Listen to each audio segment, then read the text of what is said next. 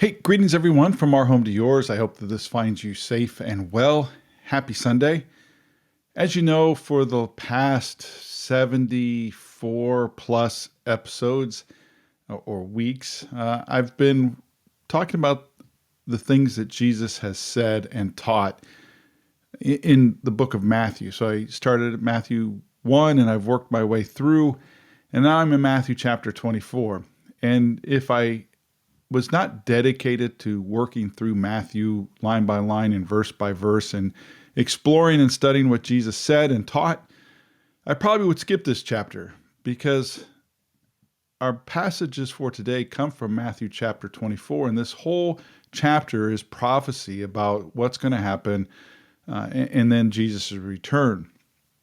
A very, very wise pastor one time told me that there are only 5 words that we need to know about the end times and Jesus' return, and that is Jesus is coming again soon. Jesus is coming again soon. That's all we need to know. And I think that is wise, but for some people, it is really fun to study the end times. And I think that there is a place for that. However, a lot of times when we study the end times, we do a couple things wrong. One, we try to scare people out of hell, and then we try to put a date and time or an era on when Jesus is going to return. And neither of those are helpful. And Jesus tells us that only God the Father knows when he's going to return. So anyone that does put a place or not a place, but a time and a date is wrong. So one thing to note about Matthew chapter 24, before we really get into the meat of it, is that this is a prophecy about Jesus' return to earth and not about the rapture if you believe in the rapture. This isn't about that. In fact, I've heard some people say that Matthew chapter 24 is for the nation of Israel and the prophecy about Jesus, the Messiah, coming to them and not really about the church, but that's up to you to decide.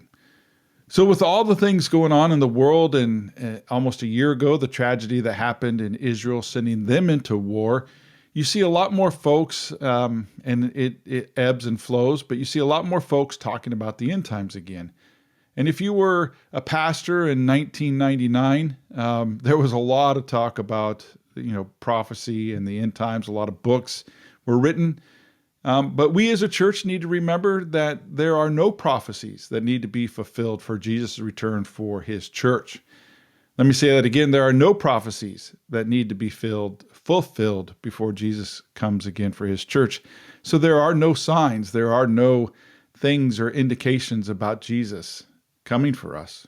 So just remember, Jesus is coming again soon.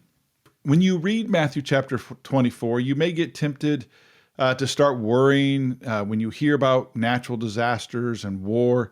But Matthew chapter 24, verse 8 says, it's really clear to me, and I think that if you think about what Jesus is saying here, it'll be clear to you. It says when you start hearing these things, they're only the beginning and that there's a whole lot more to come.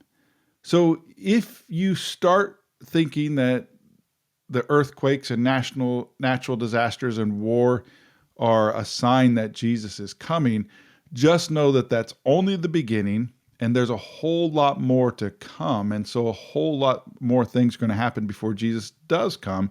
So yeah, it's just the beginning and it's not that he's any closer. So honestly, Matthew chapter 24 is a very scary chapter. It's the stuff of nightmares. It's the stuff of apocalyptic movies. When I was a kid, my babysitter would pass out these tracts. I don't know where she got them, but they were these little pocket-sized comics that, literally would scare the hell out of me. But nowadays, I don't worry so much about prophecy, and I don't worry so much about wars and rumors of wars or natural disasters. I mean, I worry about natural disasters for the victims, but I know that Jesus is coming again soon. How soon? Well, no one knows that. And like I said, if anyone tries to tell you that, you need to run away fast. If you're a pastor, You need to be careful. And if your pastor does it, you need to leave that church. And if a family member does it at the dinner table, we'll just stop listening and, don't engage and don't fight. But Jesus is coming again soon, but let's not worry about that. That's not the point of Matthew chapter 24, for us to worry and try and figure it out and, just start biting our fingernails and prepping.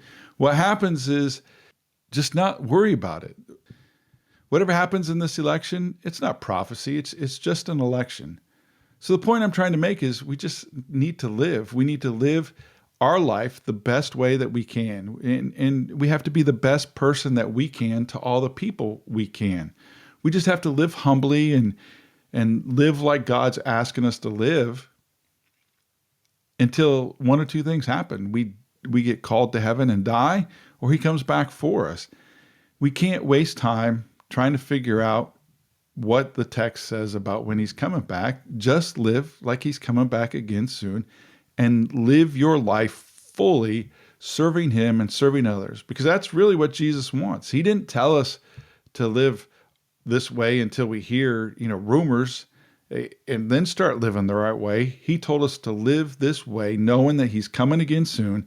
And so that there are many parables that talk about the master or returning and what happens when they're not ready. So he wants us to live like he's coming again soon. And that means we be the best person we can to all the people we can. So Matthew chapter 24 is kind of scary, but don't worry about it. Grace and peace to you. God bless you. Have a great week.